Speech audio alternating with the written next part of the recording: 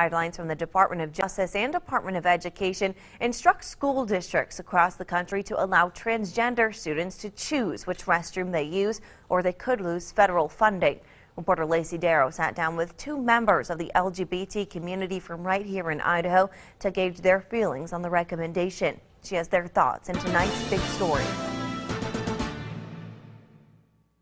Karen, the two women I sat down with say they're sad that it had to come to this, but they're grateful that the president has taken a stance, and his stance helps to show the country that they are people just like everyone else and deserve the same protections.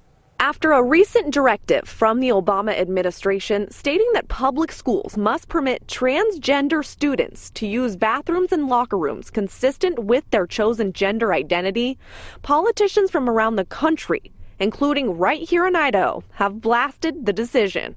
In a statement released Friday, Governor Butch Otter said this was another example of the federal government overreach and disregard for state rights. But two transgender women I spoke with today say they disagree. The bathroom has become such a focal point in this argument.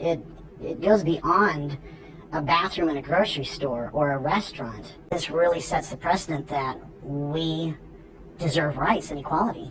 And not rights in terms of something we're not entitled to, just the rights everybody else enjoys. Both women say they have purposely avoided using public restrooms in fear of harassment, violence, or worse. To be honest, when I go into a restroom, my sole thought is I need to get out as fast as I can.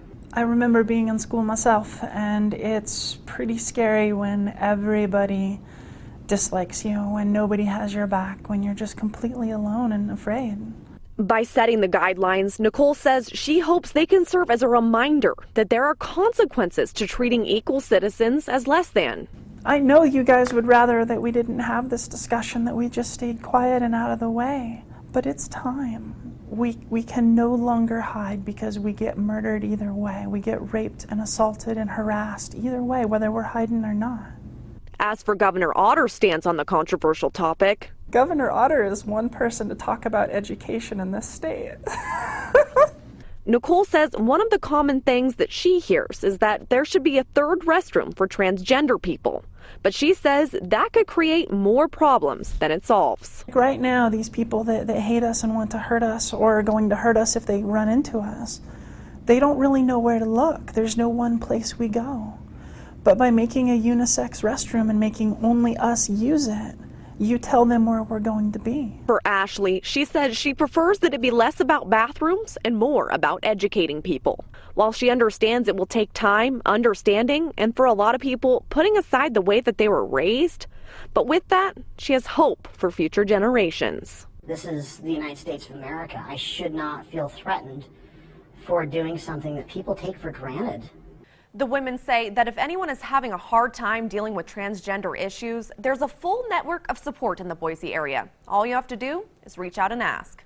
In studio, Lacey Darrow, 6 on your side.